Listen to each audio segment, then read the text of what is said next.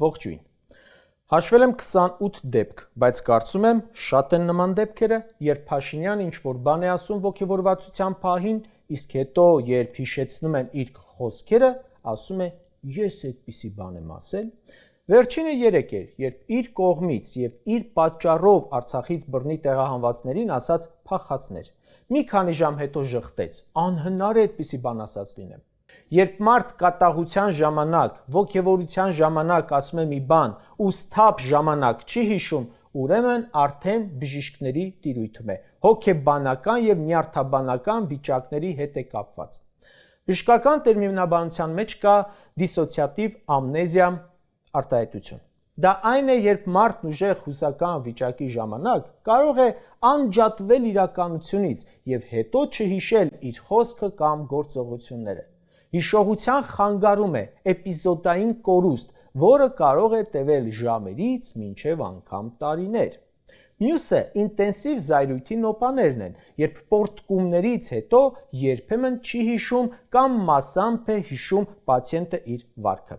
Սրանք կապ ունեն նյարդաբանական վիճակների հետ, հոգեբանները, ավելի շատ հոգեբույժները պահանջում են անպայման դիմել իրենց։ Կա ստացիոնար վերահսկման կարիք։ Իհարկե, կարող է դա լինել նաև ալկոհոլի կամ նյութերի ազդեցության տակ։ Նիկոլի պարագայում մեկ այլ հանգամանք էլ կա։ Այդ չեմ հիշումը գուցե պատասխանատվությունից խուսափելու միջոց է։ Ինքնապաշտպանական միջոց, ասված խոսքից հետ կանգնում։ Երկիր ղեկավարողի համար շատ կարևոր է խոսքի վերահսկումը, հուզական կայունությունը, պատասխանատվությունը սեփական խոսքի համար։ Երկու դեպքում էլ մենք խնդիր ունենք, որովհետև առաջինի դեպքում հոգեկան խնդրի մասին է եւ կարիք ունի բժիշկների գնահատականի, մյուս դեպքում, եթե դա գիտակցված է, կարիք ունի քաղաքական, հասարակական գնահատականի։ Փաշինյանի երեկվա քայլը մետրոյում մատթափ տալը երեխայի հետ երթևեկող կնոջ վրա հերթականն է, ոչ առաջին անգամն է, ոչ վերջինն է լինելու։ Լիքը արել է ու քանի դեռ կողքը թիկնապա ունի, էլի կանի։ Ժորժան, մեզանից եւ ոչ մեկ փորձանքից ապահովագրված չէ։ Մենք չգիտենք թե երբ կհանդիպենք Նիկոլ Փաշինյանին, երբ մեր դիմաց դուրս կգա։ Մի երկու օր առաջ դա եվրոպական ամբիոններից ասում էր, պետք է արցախցի մեր քույր ու եղբայրները մնան ու տնավորվեն Հայաստանում։ Նրանց հայրենիքը Հայաստանն է։ Երեք ասում էր հակառակը, փախել եկել եք։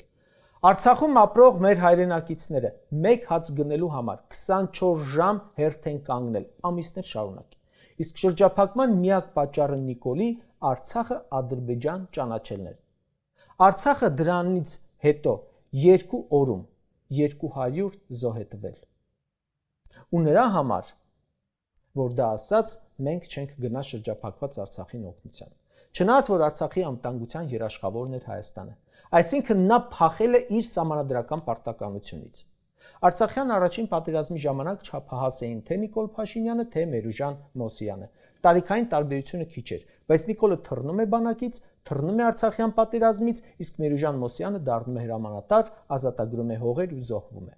Նիկոլ Փաշինյանը ուրիշների սխրանքների գնով ազատագրած հողը հանձնում է ու կյանքի գնով ազատագրած Մերուժան Մոսյանի դստեր վրա մատ է թափ տալիս։ Մարդ, որը փախել է բոլոր պատերազմներից, 1990-ականների, ապրիլյանի, 44-օրյայի, մարդ, որի կենսագրության ամենանկատելի դրվագը 2008-ի մարտի 1-ի դեպքերը սադրելուց հետո փախչելն էր,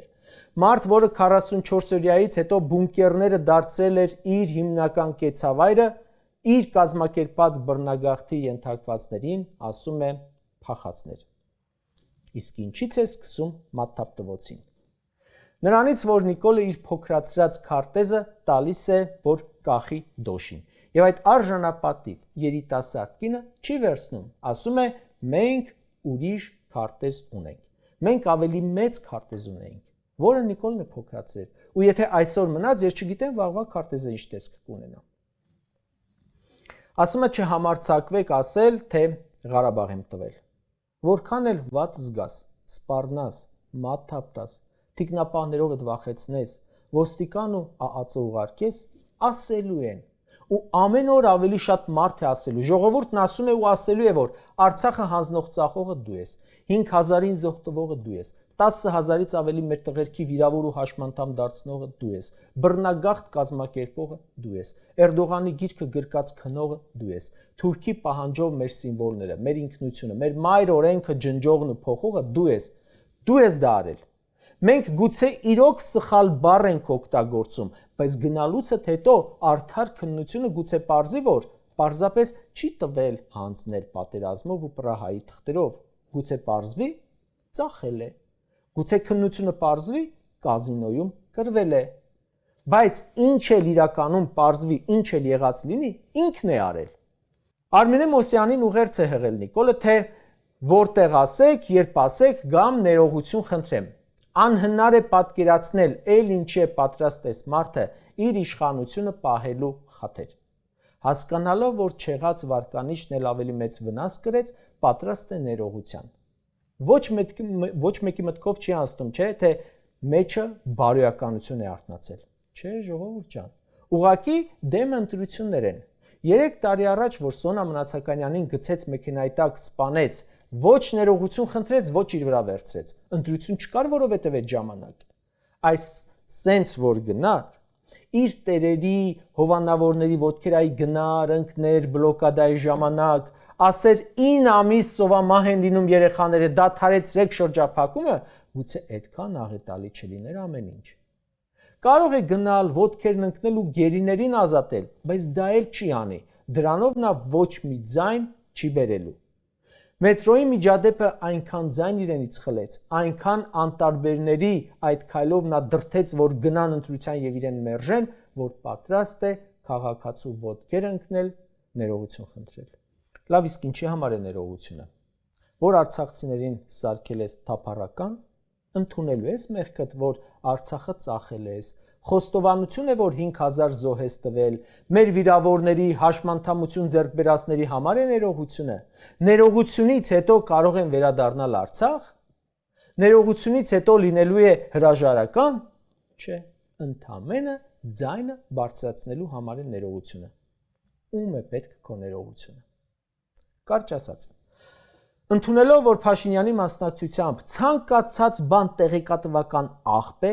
բայց կարևոր եմ համարում նրա հանդիպումները ժողովրդի հետ, սեփական վարկանիշի հետ այդ պատերազմը, որ վարում է Նիկոլ Փաշինյանը ու պարտվում նաև այդ պատերազմում։ Կարծում եմ այս քարոզարշավում ոչ մի ընդդիմադիր ուժ կարիք չունի ասելու, համոզելու, հիմնավորելու, որ Նիկոլին ժողովուրդը ձայն չտա։ Դա լավագույնս անում է հենց այդ մարդը։ Պետք է քաջալերել, խնդրել, որ աշխատանքային օրերին էլ քարոզարշավանի, ոչ միայն շաբաթ ու կիրակի, ոչինչ, թող մեր քույրերն ու եղբայրները նյարդերը ամուր պահեն, դիմանան մի քիչ էլ, մեկ է, Նիկոլից լավ, ոչ մեկ չի կարող հիմնավորել, որ նա վարչապետի աթոռին արժանի չէ։